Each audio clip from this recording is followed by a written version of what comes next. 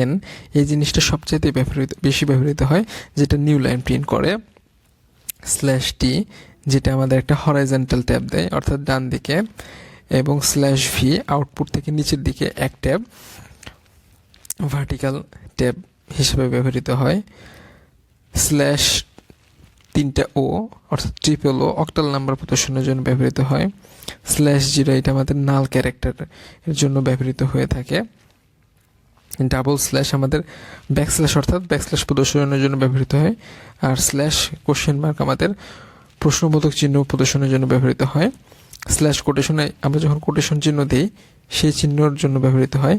Single কোটেশনের জন্য slash একটা single quotation ব্যবহৃত হয়, এবং লাস্টেরটা স্ল্যাশ এক্স এইচ হেক্সাডেসিমাল প্রদর্শনের জন্য ব্যবহৃত হয়।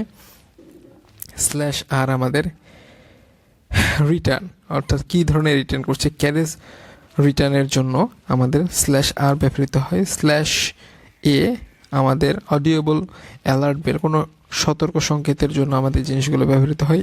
এই জিনিসগুলো কিছু কিছু আমাদের কয়েকটা খুব বেশি ব্যবহৃত হয়, কিন্তু প্রায় জিনিসগুলো আসলে ব্যবহৃত হয় না, মানে এসএসসি এইচএসসি লেভেলের ক্ষেত্রে। স্ল্যাশ বি আমাদের ব্যাকস্পেস, অর্থাৎ কার্সরের বামে এক ঘর সরানোর জন্য ব্যবহৃত হয়। এবং স্ল্যাশ এফ ফর্ম ফিড, অর্থাৎ আউটপুটের নিচের লাইনে প্রদর্শনের জন্য ব্যবহৃত হয়। তো এই জিনিসগুলো আমাদের প্রোগ্রামিংয়ে লাগে একটু কম এইচএসসি লেভেলের ক্ষেত্রে, এবং এমসিকিউর ক্ষেত্রে একটু বেশি লাগে।